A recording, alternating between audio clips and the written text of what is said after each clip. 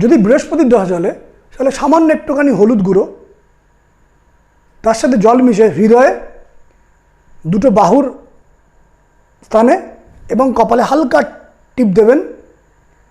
আপনার বংশের কুলো যে দেবী রয়েছে বা কুলো দেবতা তাকে স্মরণ করে। যদি শুক্রের দশা চলে তাহলে গোলাপ জল হৃদয়ের কপালে এবং দুই বাহুতে দেবেন প্রতিদিন স্নান করার পর, পূর্ব দিকে মুখ করে এবং মা লক্ষ্মীকে স্মরণ করে।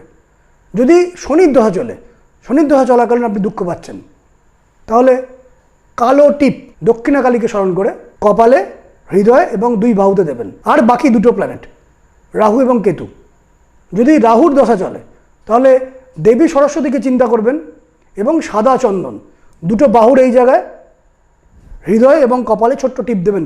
রাহুর দশা চলাকালীন যদি দুঃখ, যন্ত্রণা, কষ্ট আপনার আসে, কিছুটা রিলিফ আসতে পারে, আপনি নিজের দায়িত্বে করবেন। যদি কেতুর দশা চলে গণেশকে স্মরণ করে, গণপতি দেবতাকে স্মরণ করে দুর্বা ঘাস কিছুটা থেঁতো করে হৃদয়ের মধ্যে, শুধুমাত্র হৃদয়ের মধ্যে, অন্য কোথাও না, শুধুমাত্র হৃদয়ের মধ্যে একটা টিপ দেবেন গণেশকে স্মরণ করে।